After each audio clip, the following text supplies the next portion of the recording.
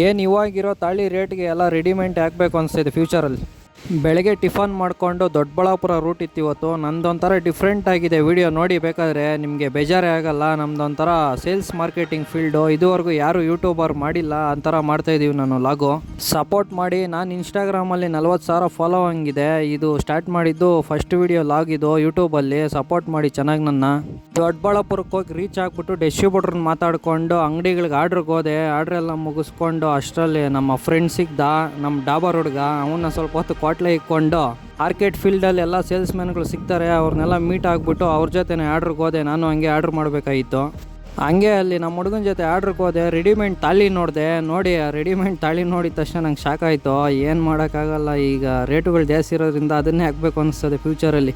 ಹಂಗೆ ಬಸ್ ಸ್ಟ್ಯಾಂಡ್ಗೆ ಕರ್ಕೊಂಬಂದ್ಬಿಟ್ಟು ಬಿಸಿಲು ಬೇರೆ ಇತ್ತು, ಮಜ್ಜಿಗೆ ಕುಡಿದ್ರಿ ನಾನು ನಮ್ಮ ಫ್ರೆಂಡು. ಹಂಗೆ ಒಂದು ಸೆಲ್ಫಿ ತಗೊಂಡು. ಇದು ಬಂದು ದೊಡ್ಡಬಳ್ಳಾಪುರ ಮಾರ್ಕೆಟ್. ಇದು ಬಸ್ ಸ್ಟ್ಯಾಂಡಲ್ಲೇ ಇರುತ್ತೆ. ಒಳಗಡೆಗೆ ಆರ್ಡ್ರಿಗೆ ಹೋದ್ವಿ. ಆರ್ಡ್ರೆಲ್ಲ ಮುಗಿಸ್ಕೊಳೋ ಅಷ್ಟೊತ್ತಿಗೆ ನಮ್ಮ ಹುಡುಗ ಸೈಲೆಂಟಾಗಿ ಕೂತ್ಕೊಂಡು ಸ್ಪೆಕ್ಸ್ ಹಾಕ್ಕೊಂಡು ಸ್ಟೈಲ್ ಕೊಡ್ತಾಯಿದ್ದ. ಅವ್ನು ಸ್ವಲ್ಪ ಹೊತ್ತು ಕ್ವಾಟ್ಲೆ ಇಕ್ಕೊಂಡು ಸ್ವಲ್ಪ ಹೀರೋ ಥರ ಪೋಸ್ಗಳು ಕೊಡಪ್ಪ ಅಂದೆ. ಪೋಸ್ಗಳೆಲ್ಲ ಕೊಡ್ತಾಯಿದ್ದ. ಅವನ್ನೆಲ್ಲ ನೋಡಿಕೊಂಡು ಆರ್ಡ್ರುಗಳೆಲ್ಲ ಮುಗಿಸೋ ಅಷ್ಟೊತ್ತಿಗೆ ಸಾಕಾಗೋಯ್ತು. ಬಿಸಿಲಲ್ಲಿ ಬೇರೆ ಓಡಾಡಿ ಸುಸ್ತಾಗಿ ಸೊಂದಲ್ಲಿ ಇನ್ನೊಂದು ಬೇರೆ ಕಡೆ ಹೋಗ್ಬೇಕಾಯ್ತು. ಹಂಗೆ ಸೊಂದಲ್ಲಿ ಹೋದೆ ಆರ್ಡ್ರಿಗೆ. ನಮ್ಮ ಸಾಮ್ರಾಟ್ ಫ್ರೆಂಡ್ನ ಕರ್ಕೊಂಡು ಹಂಗೆ ಜೊತೇಲಿ ಹೋದೆ. ಜೊತೇಲಿದ್ದರೆ ಒಂಥರ ಮಾತಾಡೋಕ್ಕೆ ಟೈಮ್ ಪಾಸ್ ಆಗುತ್ತೆ. ಅದಕ್ಕೆ ಜೊತೆಯಲ್ಲೇ ಹೋಗ್ತೀವಿ, ಸುಮ್ಮನೆ ಬೇರೆ ಬೇರೆ ಹೋಗೋದಕ್ಕಿಂತ. ಯಾಕೆ ಅಂದ್ಬಿಟ್ಟು ಹೆಂಗಿದ್ರು ಒಂದೇ ಅಂಗಡಿಗೆ ಹೋಗಬೇಕು. ಹಂಗೆ ಹೋಗ್ತಾಯಿದ್ರೆ ಅಲ್ಲೊಂದು ಫೋಟೋ ಕಾಣಿಸ್ತು ನೋಡಿ, ಆ ಹೋಲ್ಸೇಲ್ ಅಂಗಡಿಯಲ್ಲಿ. ಅದು ಎಷ್ಟು ಆಟ ಆಡಿದ್ದೀವೋ ಅದನ್ನು ನೋಡಿಕೊಂಡು ಹಂಗೆ ಊಟ ಬೇರೆ ತಿನ್ನಬೇಕಾಯ್ತು. ಮಧ್ಯಾಹ್ನ ಆಗಿತ್ತು. ನಮ್ಮ ಮಮ್ಮಿ ಪಕ್ಕೋ ಫ್ರೆಂಡ್ಸು ಸೇಲ್ಸ್ ಮ್ಯಾನ್ ಬೇರೆ ಬಂದಿದ್ದರು. ಹಂಗೆ ನಮ್ಮ ಡಾಬರ್ ಅವರು, ನಾವು ಉಲ್ಲಾಸ್ ಅವರು ಮೂವರು ಸೇರಿಕೊಂಡು ಊಟ ಮಾಡಿದ್ವಿ. ಅಲ್ಲಿ ಹೋಟ್ಲಲ್ಲಿ ಚೆನ್ನಾಗಿ ಕೊಡ್ತಾರೆ ಹೋಟ್ಲಲ್ಲಿ. ಹಂಗೆ ಮುಗಿಸ್ಕೊಂಡು ಹಂಗೆ ನಮ್ಮ ಡಿಸ್ಟ್ರಿಬ್ಯೂಟ್ರಿಗೆಲ್ಲ ಆರ್ಡ್ರ್ ಕೊಟ್ಬಿಟ್ಟು ನಾನು ಬಂದೆ ಮನೆ ಕಡೆ. ಹೆಂಗೋ ದೊಡ್ಡಬಳ್ಳಾಪುರದಿಂದ ದೇವನಹಳ್ಳಿಗೆ ಈಸಿಯಾಗಿ ಹೈವೇ ಮಾಡಿರೋದ್ರಿಂದ ಆರಾಮಾಗಿ ಬರ್ಬೋದು. ಯಾವುದೇ ಟೆನ್ಷನ್ ಇರಲ್ಲ. ಒನ್ ವೇ ಅಲ್ವಾ, ಆರಾಮಾಗಿ ಬರ್ಬೋದು, ಬೇಗ ಬಂದ್ಬಿಡ್ಬೋದು. ಅದೊಂದು ಅಡ್ವಾಂಟೇಜ್ ಇದೆ ನಮ್ಮ ದೇವನಹಳ್ಳಿ ವಿಜಯಪುರಕ್ಕೆ, ದೊಡ್ಡಬಳ್ಳಾಪುರಕ್ಕೆ ಬರೋಕ್ಕೆ.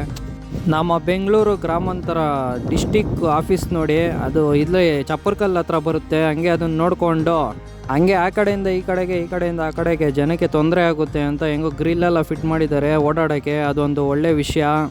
ಏನು ಮಾಡೋಕ್ಕಾಗಲ್ಲ, ಜನಗಳಿಗೆ ಇನ್ನು ಹೈವೇಯಲ್ಲಿ ಆ ಕಡೆ ಈ ಕಡೆ ಹೋಗೋಕ್ಕೆ ತೊಂದರೆ ಆಗ್ತಿರೋದ್ರಿಂದ ಗೌರ್ಮೆಂಟ್ ಒಳ್ಳೆ ನಿರ್ಧಾರ ತಗೊಂಡಿದೆ.